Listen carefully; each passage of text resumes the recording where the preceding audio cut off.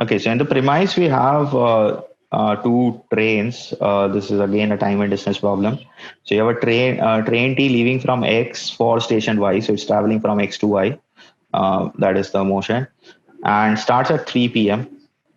Train S traveling at three quarters of the speed, so three-fourth of the speed of T. So we know the speed ratio of S and T. Leaves Y for X, so moves from Y to X, and starts at 4 p.m. Now it says the two trains pass each other at a station Z in between X and Y, which is three-fifths, or some relation of the distance of X and Z, if Z and Y has been given.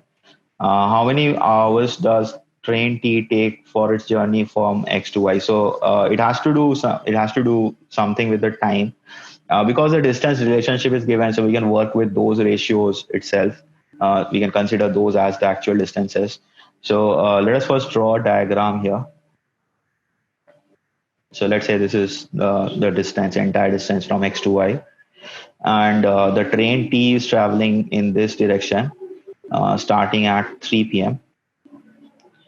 And train S is traveling on this direction, Y to X, and starting at 4 p.m. So this is the initial diagram.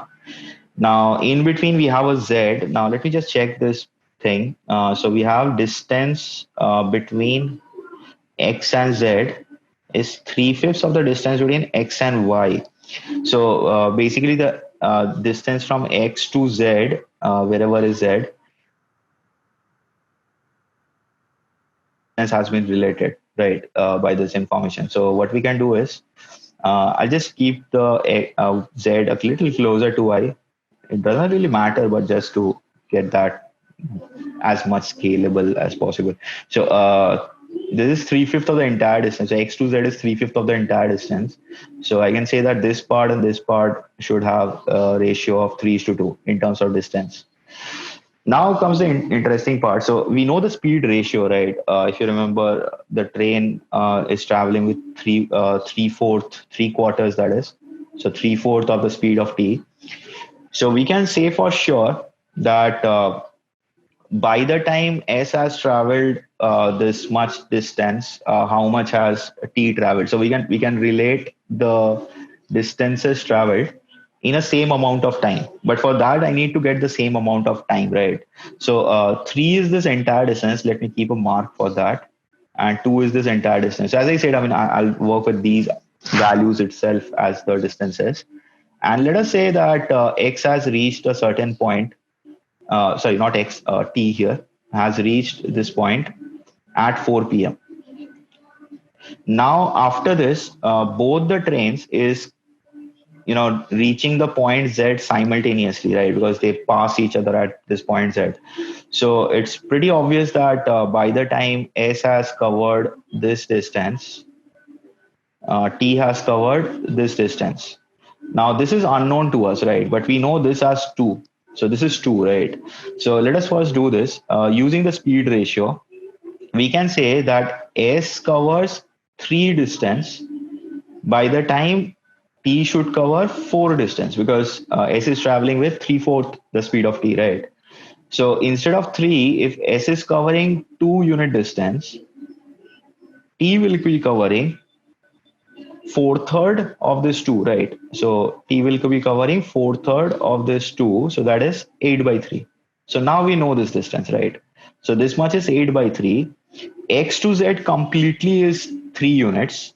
So the remaining part, that is this much, should be 1 by 3. Now, please understand, why did I calculate this? I did not go with this 8 by 3 directly because I don't know at what time they reached Z. That is not directly given. I can figure it out, but that is not directly given. So I'm looking at the data that I know. I know that T is starting from X at 3 p.m. and reaches this point that we didn't have an idea of what it is initially. It reaches this point at 4 p.m., right? So it has covered this distance in 1 hour, right? So now what we know is T has covered one third, 1 by 3 distance, not one third of the entire distance. Please understand, this is 1 by 3 as whatever units we are considering. So if we consider 3 kilometer, 2 kilometers, so this is one third of a kilometer.